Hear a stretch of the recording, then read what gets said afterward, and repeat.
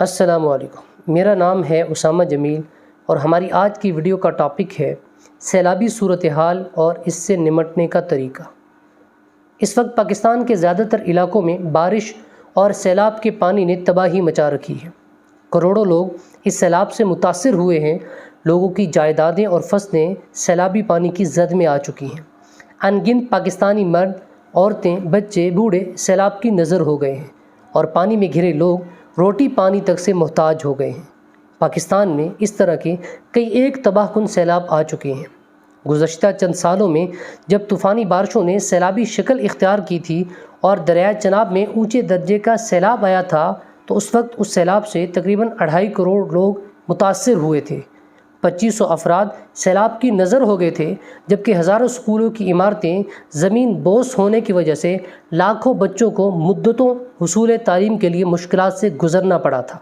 اربوں ڈالرز کی تیار فصلیں برباد ہوئی تھیں اور پاکستانی معیشت کو بہت بڑا دھچکا لگا تھا۔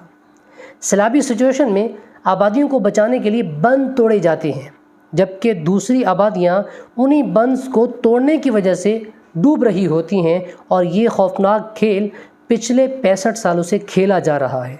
پھر سیلاب زدگان کے لیے کیمپس لگتے ہیں اور خوراک تقسیم کی جاتی ہے۔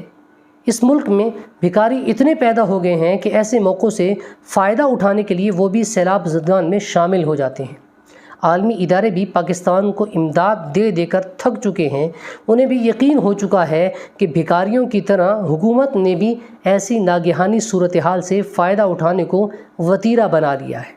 آخر کیا وجہ ہے کہ آج تک سیلابوں سے بچنے کے لیے کوئی عملی منصوبہ بندی نہیں ہو سکی؟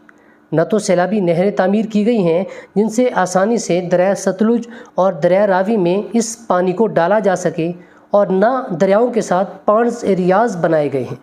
ہمیں اپنے ہمسایہ ملک چین سے ہی سبق حاصل کر لینا چاہیے تھا کہ اس نے اپنے ملک کے تمام نشیوں اور جیلوں میں پڑے جرائم پیشہ افراد سے دریاؤں کی کھدائی کروائی تھی۔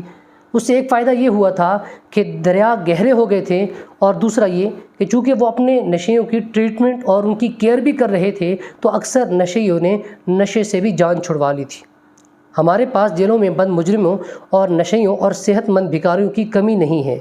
انہیں پکڑ کر دریاؤں کی کھدائی پر لگا دیا جائے تو یہ پیشہ ور نشئی اور بھکاریوں سے بھی جان چھوٹ جائے گی، اور سیلاب سے بچنے کے لیے دریاؤں کی گہرائی بھی یقیناً ہو جائے گی، اور حکمران سیلاب زدگان کی امداد کے لیے غیر ملکی امداد کے منتظر بھی نہیں رہیں گے۔